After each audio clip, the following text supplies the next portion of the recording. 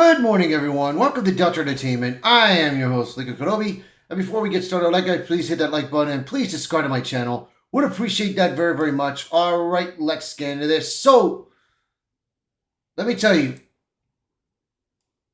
this ordeal with Paramount, Netflix, and Warner Brothers is it's been crazy. It's been crazy, especially when Warner Brothers announced it that they prefer to go with Netflix than to go with Paramount. You know, now we know why Netflix, Warner Brothers doesn't want to go with Paramount because the Trump administration is involved with Paramount, and Warner Brothers doesn't like the Trump administration. That is my belief. But Netflix, all they want is Warner Brothers movies and shows. That's all they want. Everything else they do not want. But here's the thing. Netflix has been on top of Netflix is one of the best streaming services around the world. It's one of the best, you know. I mean, you can watch certain movies that are in Amazon or in Paramount Plus or in Disney or whatever in Netflix. Eventually, you can watch them there. Eventually. But like I said, but also they have gotten problems of their own because they are throwing their woke agendas in their shows, especially kids shows nowadays. And it's just been very pitiful of what they have been doing right now with these entertainments, man. So I'm going to read a little bit of this, and the title in this article by Marvin is Netflix Warner Bros. Deal faces political headwinds as conservative groups warn of unprecedented ideological power.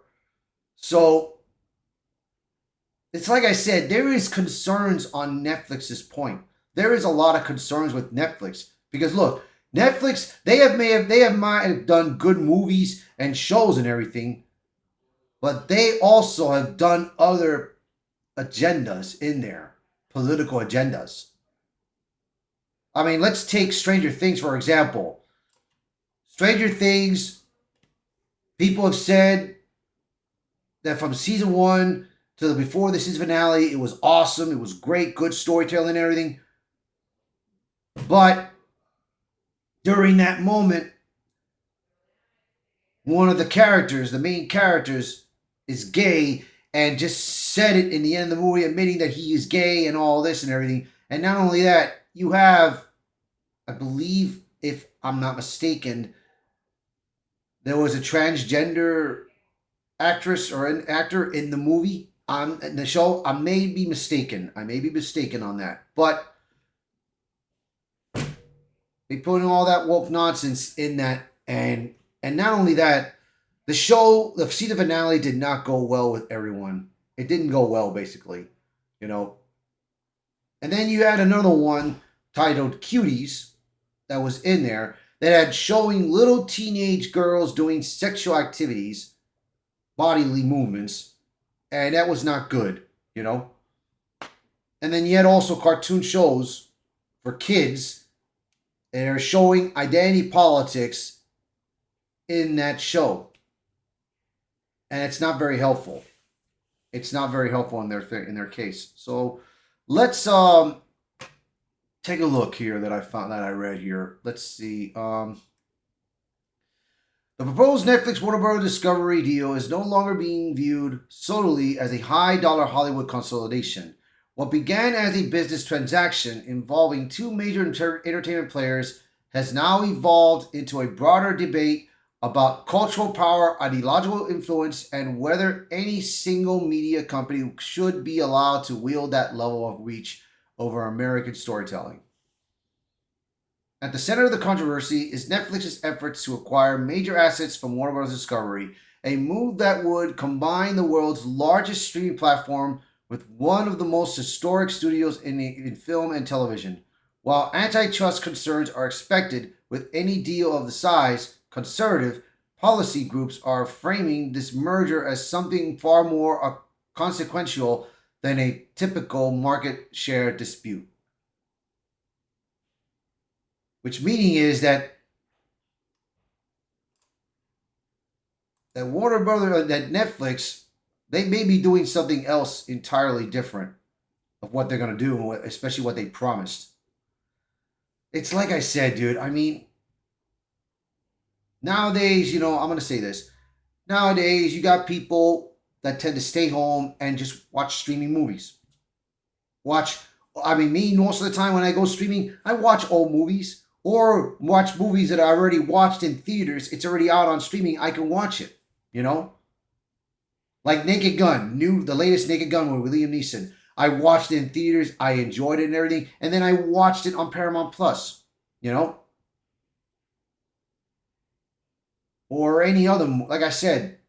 But nowadays, when there are new movies that get released on either Netflix or on Paramount Plus or Amazon, I'm sorry about that. Damn spam artists. So nowadays, those studios, they tend to make movies that don't come out in theaters. They just release it here on the streaming. You know, like Amazon Prime's movie, The Wrecking Crew. I heard good things about it. I would momentarily, eventually, I'll try to watch it, But like I said, I mean, you want to have new release movies in theaters where people could just go out there and just relax in a nice couch with big screen system, home theater system, and watch the movie in theaters. But no, nowadays people want to stay home and watch streaming platforms. And that's pitiful. Very pitiful. But it's hard because it costs money. Because not only you got to spend money on a ticket, you got to spend money on buying snacks for either your date or your family or your friends, or you're sitting alone with total strangers, where you rather be sitting at home, you're paying, let's say, $50 a month on Netflix, and you go home and you're just watching the movie by yourself, and you have your own food that you can make, and you're ready to watch it. That's what they're probably trying to do. But it's going to hurt. It hurts Hollywood, and it hurts movie theater businesses because people will lose jobs eventually. And then, of course, you're going to miss the experience of having a good time watching a movie in a big screen with surround sound. And I hate to see that go, So let's continue on to this. I mean, there's more to this. Let's see. Okay, here it is. That framing is being led by the policy groups tied to the Heritage Foundation, whose analysts argue the Netflix Warner Brothers Discovery deal raises concerns that explain beyond competition and into long-term cultural and ideological influence. Their argument is simple but sweeping. Netflix is not just a distributor of entertainment content. It's already the most powerful progressive ideological messaging platform in modern media history.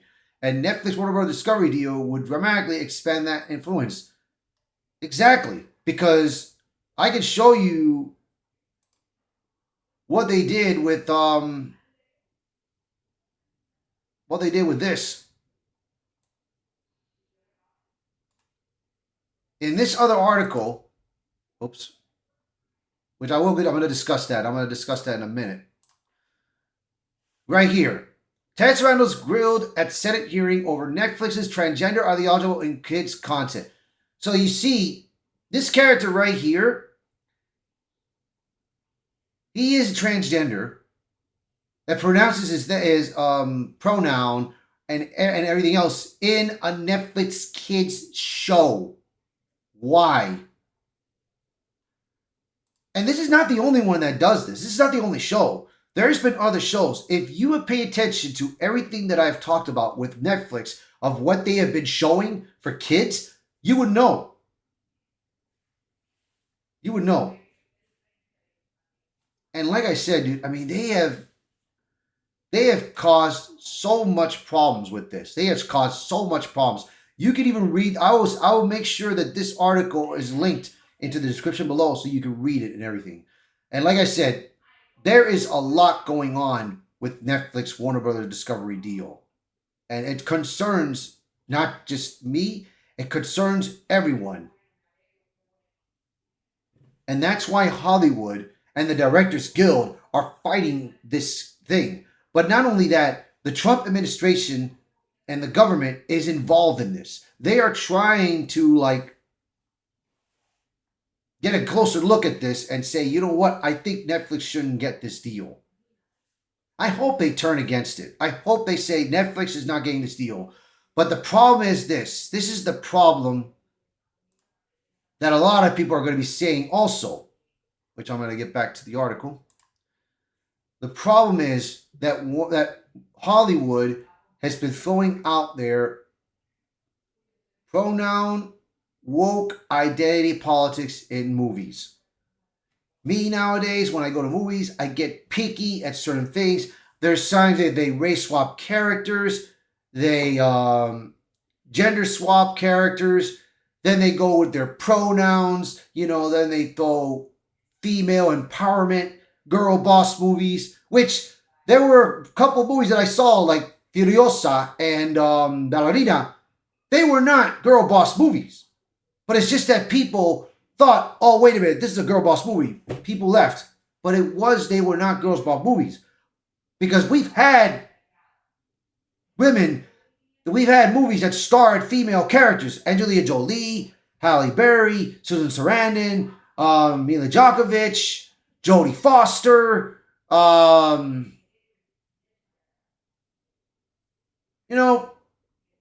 Michelle Pfeiffer. We've had female leads that starred in their own movies. Whether it's action, whether it's comedy, whether it's drama thriller, We've had that before. But the problem is that there have been some movies that starred women and men that women tend to take over the role. And of course, that's why a lot of people have despised Hollywood for so long. Especially in the Academy Awards ceremonies or the Oscars or the Grammys. And I did this yesterday. And I did my 40-minute video on it. That's why I despise Hollywood. That's why I despise the Grammys, the Academy Awards and the Oscars. I despise them because all they talk about is politics. Every time they get a reward, they always go with politics involved. It's stupid. What? It's like I said, dude. I mean, this is why I say this many times, man. And I say it. Hollywood got what they deserved. So now they're paying for it by this happening, by this merge happening, Warner Brothers is one of the biggest companies ever, and they are going to be selling their company, their soul, to another. Me, frankly, I'd rather Warner Brothers fight for themselves and try not to throw any of the nonsense in there. I mean, they have made so many mistakes, especially with James Gunn. With this one right here, which we are going to be right now on. Superman, which we're going to go right into it. Superman. And Netflix, even Netflix admits that Superman movie with James Gunn underperformed. It did a terrible job because it divided the fans, because all we got was politics and social media. Superman was fighting against that. And then we had a Superman clone, Brainiac, who we thought that it would have been another parallel universe Superman, but it wasn't. And then you had the Engineer fighting. But still, I'd rather see Superman fight against Metallo, Toyman, Mongol. That's who I rather would see Superman fight instead of fighting against politics and social media. Because that's what the movie was, basically. And not only that, I mean, you had the Justice Gang that was in there that reminded you of the Guardians of the Galaxy, and I'm sure you probably think about it for a minute, if you include Superman in the Justice Gang, you would know which character reminds which. Just trust me. I see it. And then, of course, Lois Lane's interview, pushing Superman, disrespecting him in the interview. I was like, that is not Lois Lane. She's never done these kind of things. In every Superman movie that I've watched, she has never done that kind of thing. But this is James Gunn's new approach. So that's why he's rushing. Like Supergirl's coming out this year, and then next year is Man of Tomorrow. He's rushing it because he believes that his movies will not. His job is on the line. He believes he's going to be gone, and I hope he does go, because we got talks that he not only wants to take over the Batman Brave and the Bold, he wants Christina Hodson to do the writing of Batman. God, please don't let that happen, because she wrote Birds of Prey and the Flash movie, and they both performed terribly. Terribly. Why can't you just go by the source, man? Why couldn't you go by the source? So let's read a little bit of this. During a Senate Judiciary Committee hearing on Netflix and Warner Brothers Discovery, Netflix co-CEO Sarandos dropped a bombshell regarding Superman. Sarandos confirms the film underperformed while addressing the industry standard 45-day theatrical release prior to hitting streaming. Original video YouTube. The moment came as Senator Cory Booker pressed Sarandos on whether Netflix would abide by a full exclusive 45-day theatrical window for upcoming films, a practice that has become the de facto standard before a movie transitions to streaming. I want to ask a direct question. Will this be a fully exclusive 45-day theatrical release? Fully exclusive to theaters? Yes. And yes, Netflix did promise that instead of doing a 17-day release, it'll be a 45-day release. It's just like any movie perform. But the problem is, this is Netflix. This is Netflix now. Netflix times they don't have big budgets to make good movies. That's why they released it only like K-pop Demon Hunters, Frankenstein, the last Knives Out movie. What else did they release? I think they released that last episode or last two episodes of Stranger Things in theaters. And they did well, but they only released it for a couple days, and that's it. So, I mean, I don't think Netflix has got what it takes. I don't think Netflix got what it takes to do this. So, but when asked if this window is strictly enforced, Sarandos gave a telling response and name-dropped James Gunn's Superman. It is the industry standard for full enforcement, however. However, routinely, movies that underperform, the window moves a little bit. And Superman was a little shorter window, and Sinners a little longer window. But they still could refer to it as a 45-day window. Sarandos' candid admission confirms what many in the industry already suspected, and what we first told you. Gunn's Superman failed to live up to expectations. Of course, like I said, it divided the fan base. It divided the fan base. The one thing I liked it about the movie was the acting, and I liked it, Mr. Terrific scene. That's it. Everything else just flopped. This obviously prompted Warner Brothers to release Superman early and push it to video on demand just 35 days after its theatrical release. So, and here it is. Daniel Danny Blue from Twitter put this out there, and this is what Sarandos said, and this is on his voice. A direct question, then. Will this be a fully exclusive 45-day theatrical window? Fully exclusive to theaters, yes. And will this be self-enforced? In other words, if you fall short of that? That is the industry. It is the industry standard for self-enforcement. However, routinely movies that underperform. The window moves a little bit, and Superman was a little shorter window, and Sinners was a little longer window, but they still could refer to it as a 45-day window. And so He said it right there. Superman underperformed. So, like I said, the question is now, the question is for this. Will Supergirl do the same? Will it underperform? Or will it surprise everybody? The one good thing that may do well with Supergirl is Jason Momoa finally getting to play Lobo. Now, he looks good as Lobo. He looks great.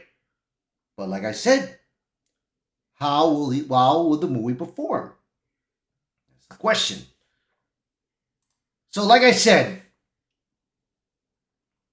this is hard to trust with Netflix. It's very hard. But right now, here's another thing that's going to happen. That's happening right now. Paramount Warner Brothers showdown nears decision point as Netflix vote. I'm sorry, I didn't put the article. Vote forces Ellison's hand. So Warner Brothers is pushing forward on this. He's pushing forward and he's forcing David Ellison to make a hard decision right now. So let me read a little bit of this and what's going on. Now, if you recall that Paramount, they had the best deal possible. They gave Warner Brothers the offer that they could not refuse. Then David Zaslav said, give me a moment, give me a week at least. All of a sudden, immediately, they went with Netflix. Because Netflix beat Paramount by a couple of cents. 2 cents. And Paramount was furious.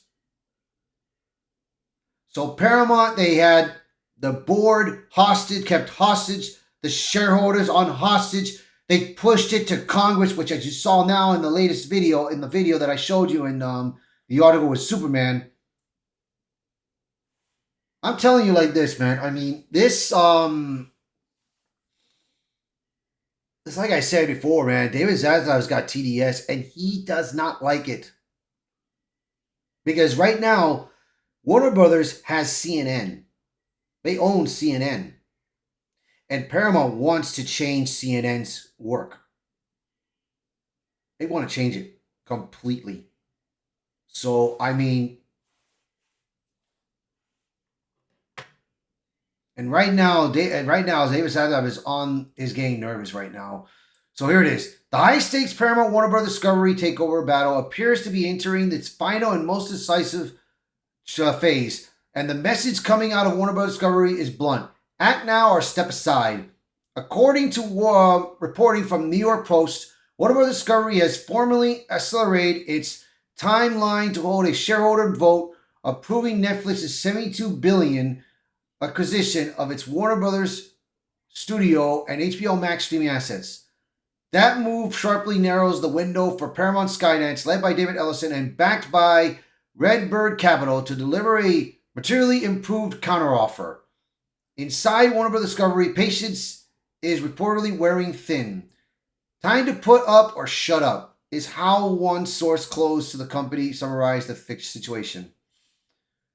So Monday, Discovery filed an amended proxy statement with the Securities and Exchange Commission, signaling that regulatory clearance for a shareholder vote could arrive within days.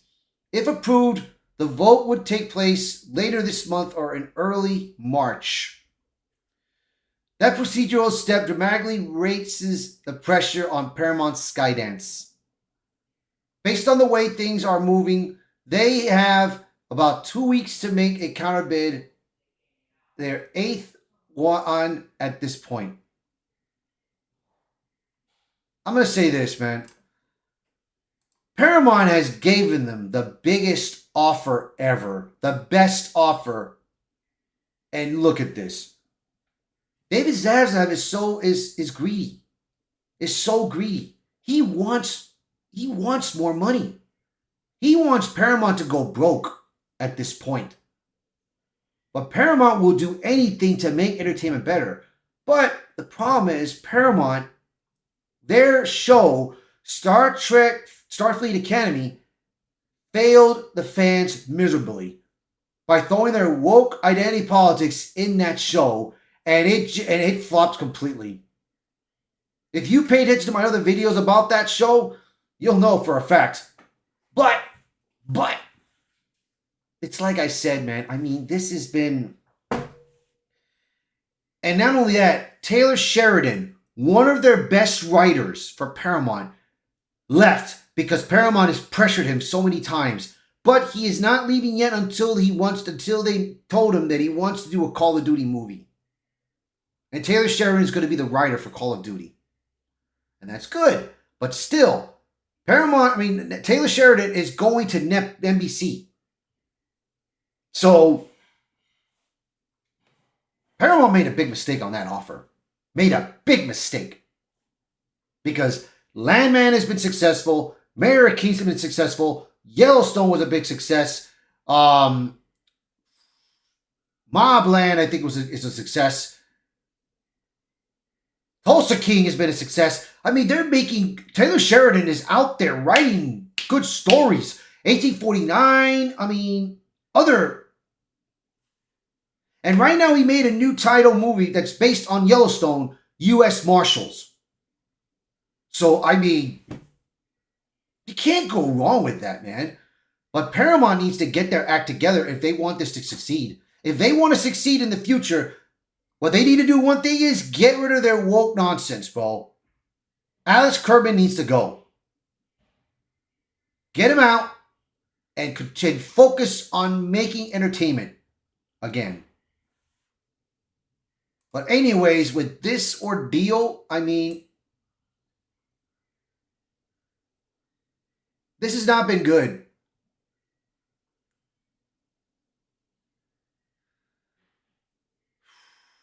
According to the reporting from the New York Post, Discovery has formally accelerated its timeline to hold a shareholder vote approving $72 billion acquisition to its Warner Brothers studio and HBO Max streaming assets that move sharply and narrows the window of Paramount Skydance, led by David Ellison and backed by Redbird Capital. Oh, I already read this. My apologies. It's just that I was trying to make sure if I read this part. But like I said, dude, So why is this? Paramount's Skydance existing bid value Warner Brothers Discovery at roughly $78 billion, or about $30 per share on paper. That appears superior to Netflix's $27.75 per share cash offer. But Warner Brothers Discovery sees it differently. Which meaning is they don't care about the offer. Paramount made a big offer, a very big offer. And this is not good. So right now, the timeline is short for Paramount. The only question is, are they absolutely willing to get this? Because if they don't, Netflix wins and Hollywood is screwed. If Paramount wins, Hollywood is in an okay state right now, but still, they lost a big studio in that matter. Me, frankly, I'd rather Warner Brothers fight this, don't even get sold, and just fix your mistakes. That's what they need to do. Fix your mistakes and make it better. That's what they need to do right now at the moment. So that's going to be it for this video. So these 4 articles that I have talked about and put in bits and bits, you guys can read that in my link below in the descriptions. I will make sure they're in there so you guys can read it. So please, by all means, share this video, post a comment below, let me know your thoughts. And as always, thank you for watching this video. Thank you for being part of the channel. And I hope to see you guys until next time. Bye, everyone.